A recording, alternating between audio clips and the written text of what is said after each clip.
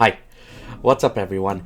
I recently got to play some demos that came out for two games that I'm actually very excited for coming out next month. Now, I don't know if a lot of people have heard about these games, but I feel like this is a good idea to give exposure to them. Both of them do actually have some demos out, at least at the time of this recording.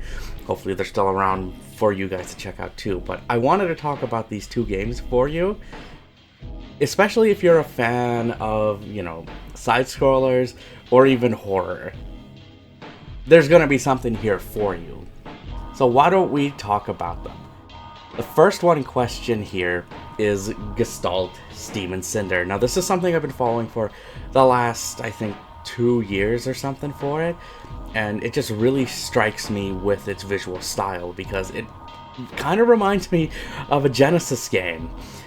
And it's got that great look. It's also got very fluid animations with it, and probably a nice atmospheric kind of steampunkish soundtrack as well. But presentation is one thing. What matters is how it plays. And how it plays is something very interesting to me, and it kind of harkens back to like older style games while incorporating newer style elements.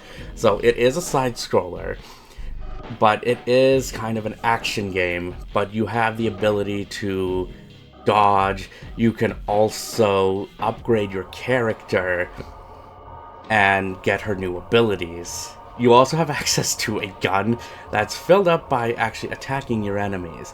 Now, your gun can have multiple abilities too. The only ones that are available in the demo are the ability to, do damage, or the ability to stun. Now, it looks like there were other places you couldn't get access to that required the gun, so I'm wondering if you're going to unlock new abilities for it as you play. But as it stands, like, the game itself is very fun. It's unique. It's, for me, for some of the stuff that's out there, it's unique. It's very interesting. I want to see more of it. It actually ends on a very good note and left me wanting more.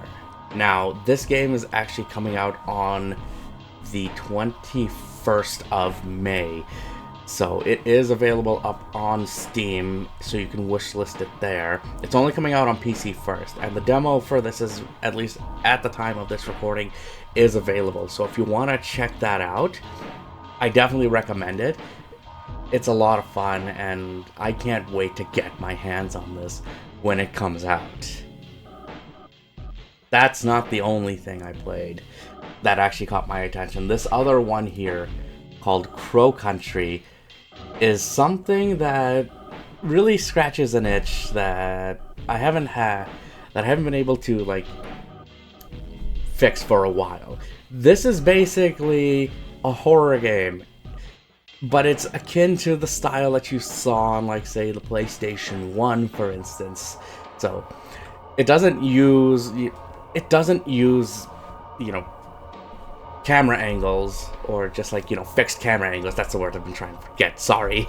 It doesn't use that, but it is like a full, it's an overhead camera, but you can rotate it around, which actually, gives a little bit of freedom and stuff with it. But it does harken back to that style. It does have those kind of very blocky look, and even kind of that low filter, kind of CRT kind of effect with it. But I think it looks great. It feels very atmospheric as well. And it's also set you up for its mystery of so who is the character I'm playing? What is Crow Country? Why are we here? But in terms of how it plays, yeah, it plays like say a Resident Evil or even a Silent Hill, where you have an inventory system and you can only carry a certain amount of things. You also have health to worry about. But the weird/interesting thing with its combat is that, again, you pull out your weapon, but you can actually free aim with it. And that's actually interesting because you're going to have enemies at different angles, and you're also going to need to be able to shoot things in the environment, which you can use as weapons.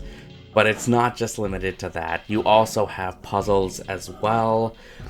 So you got a bit of a sample of that in the game, but it was short. Both these demos are short, but there was interesting things and aspects to it that left me wanting more. Like just seeing what I could find of Crow Country, the amusement park itself, but it's also finding a survivor and like, what are they doing here? What's going on? It left me intrigued, and it left me wanting more. This is one that I'm also super excited for. It's got that look. It plays incredibly well, at least for one I tried. Aiming could be a little bit finicky, but again, that's just to deal with the perspective. But it doesn't seem like it will really get in the way of things. Now, if you want to try this out, there is a demo on PC, and there is a demo for PlayStation 5. Now, this is coming out on the 9th of May. However, the developer has also announced that there is going to be an Xbox version of this too, so I'm wondering if there's going to be a demo for it as well. But no, both of these games I think look great.